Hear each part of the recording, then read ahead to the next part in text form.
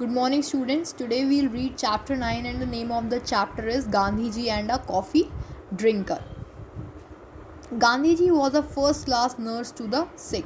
जो गांधी जी थे वो एक बहुत अच्छे नर्स मीन्स जो कि बहुत अच्छे से जो लोग बीमार होते थे, जो लोग उनकी बहुत अच्छे से उनकी सेवा करते थे, बहुत अच्छे से उनका ध्यान रखते थे. When he picked up nursing in where he picked up nursing is a mystery. उन्होंने नर्सिंग मतलब लोगों का ध्यान रखना क्यों स्टार्ट किया, ये मिस्ट्री है क्योंकि कोई इसे समझ ही नहीं पाया. He certainly did not pass through a nursing school. और उन्होंने ऐसा कोई भी स्कूल पास नहीं किया था जो कि उन्हें नर्सिंग सिखाए. मीन्स उन्हें किसी का भी ध्यान रखना, उन्होंने ऐसा कुछ सीखा नहीं था. As many other things when nursing became necessary to him in life. लेकिन बाकी सारी चीज़ों की तरह नर्सिंग भी उनकी लाइफ में एक बहुत इम्पॉर्टेंट हो गई. He learned it the hard way. और उन्होंने उसे बहुत अच्छी तरीके से सीखा through experience. In the ashram at Sabarmati, all sick persons came directly under his eye and care. और सबरमती आश्रम में जो भी लोग बीमार होते थे, सिक पर्सन्स, वो उनके डायरेक्टली उन्हीं के पास आते थे ध्यान रखने के लिए. Doctors were course consulted but the care of sick people was arrange by Gandhi ji. Doctors भी थे वहाँ पे, लेकिन जो लोगों का ध्यान रखा जाता था वो कौन रखते थे? Gandhi ji. It was a joke, especially among young people in the ashram, that if you wanted to see Gandhi ji every day and talk to him and hear him cracking jokes, you had only to be ill and get into bed. For Gandhi ji visited the sick every day, spent a few minutes at every bedside himself, sought to think carefully, and never failed to crack a joke or two with the patients. There was no day too busy for Gandhi ji to attend the sick persons. जो वहाँ के लोग थे वो उसे ऐसा joke भी बनाते थे कि जो गांधी जी हैं, कि अगर आपको गांधी जी को देखना है हर रोज़ और उनके साथ बात करनी है, उनके जोक सुनने हैं, तो आपको पहले इल होना पड़ेगा, बीमार होना पड़ेगा और बेड पर लेटना पड़ेगा.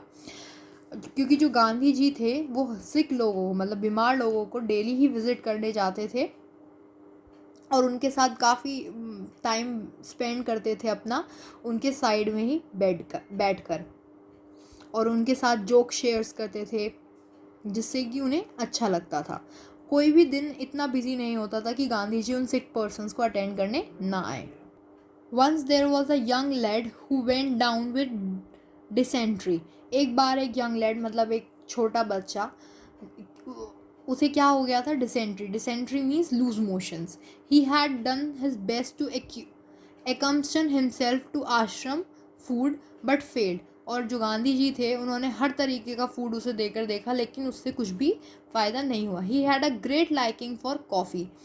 और जो वो यंग लैड था उसे सबसे ज़्यादा क्या पसंद था? Coffee. But in the ashram there was no coffee for him nor was coffee allowed. लेकिन आश्रम में कॉफ़ी थी भी नहीं और वहाँ पे कॉफ़ी अलाउड भी नहीं थी. In good time he got rid of his dysentery and was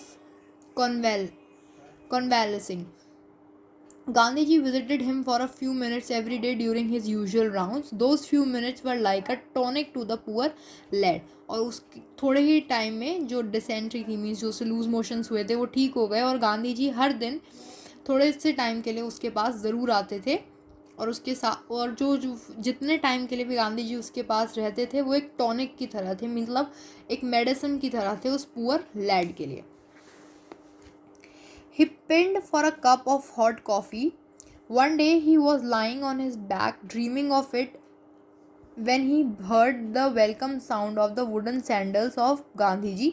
A minute later Gandhiji entered with his never failing smiling and cheering word.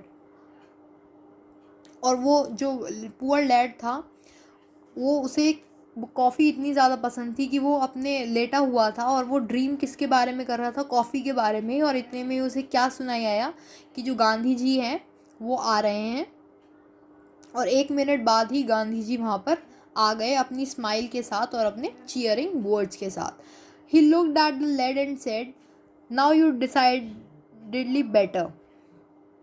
You must have recovered your appetite back. What would you like to eat? Some good upma or dosa. और उसने क्या बोला, और गांधी जी ने क्या बोला उस poor lead से कि अब तो तुम अच्छे दिख रहे हो और तुम अब बेटर भी हो, तुम्हें जो एपेटाइट मीन्स हंगर, और अब तुम अपने हंगर में, मतलब उन भूख ज़्यादा लगती थी उसमें, खाने में वापस जा सकते हो। और उन्होंने पूछा कि तुम क्या खाना चाहते हो, गुड उपमा और dosa. Gandhi ji evidently knew all about the lad's partiality for these two good old items of the South Indian menu. Gandhi ji was laughing. The youngster had a sudden brain wave. जो गांधी जी थे उन्हें पता था कि वो जो पुअर लैड है उसे ये 2 आइटम साउथ इंडियन मेन्यू में से ज़्यादा पसंद थे, और गांधी जी हंसने लगे. Could I have a cup of coffee, he blurted out. और उसने क्या मांगा, a cup of coffee. Gandhi ji answered with a peal of laughter. और गांधी जी ज़ोर से हंसते हुए बोले, oh you unrepentant sinner, this is what you want. And then seeing the look on the lad's face he added, you certainly shall have cup of coffee.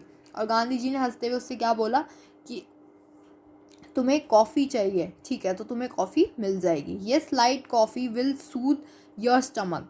और हल्की coffee तुम्हें तुम्हारे स्टमक को कंफर्ट देगी. Soothe means comfort. And what will you have with the coffee. और तुम coffee के साथ क्या लोगे. I don't think we can make upma और dosa, but warm toast would go well with coffee. और उन्होंने क्या बोला कि मुझे नहीं लगता उपमा और डोसा उसके लिए साथ अच्छा लगेगा, इसलिए तुम्हें उसके साथ वार्म टोस्ट खाना चाहिए कॉफ़ी के साथ. Shall send you a tray. और तुम्हें तुम्हारे खाने की ट्रे मिल जाएगी. With that and a kind parting word Gandhi ji left the room. और ये बोलकर गांधी जी वहाँ से चले गए. The lad lay waiting. और जो लेड था मीन्स जो पुअर पर्सन था वो वहीं पे वेट कर रहा था. He could not believe his good luck. और उसे यकीन नहीं हो रहा था कि उसे कॉफ़ी मिलने वाली है. Coffee in Sabarmati ashram and Gandhi ji himself offering send it in to him. उसे मतलब बिल्कुल भी बिलीव नहीं हो रहा था कि कॉफ़ी जो है साबरमती आश्रम में उसे मिल रही है, और गांधी जी ने खुद उसे ऑफ़र की है.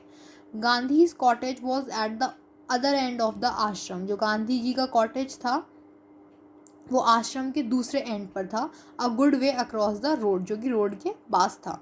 The lad could imagine what would happen. और जो लेड था उसने इमेजिन कर लिया कि क्या हुआ होगा. Gandhi ji would go to Kasturba in her kitchen and ask for coffee and toast. और जो गांधी जी थे वो अपने किचन कस्तूरबा में गए अपने किचन में, और उन्होंने कॉफ़ी और टोस्ट के लिए बोला. But it was untimely hour, the kitchen would be close. लेकिन जो वो टाइम था वो बिल्कुल भी उस टाइम जो है किचन क्लोज रहता है. बा her self would be taking rest. और जो वहाँ खाना बनाने वाली थी वो रेस्ट कर रही थी. Had he cause Gandhi ji too much botheration. इससे क्या गांधी जी को बहुत ज़्यादा परेशानी हुई. Some 20 minutes passed. Hark, what was that sound? The click of Gandhiji's wooden sandals again. Had the coffee been called off?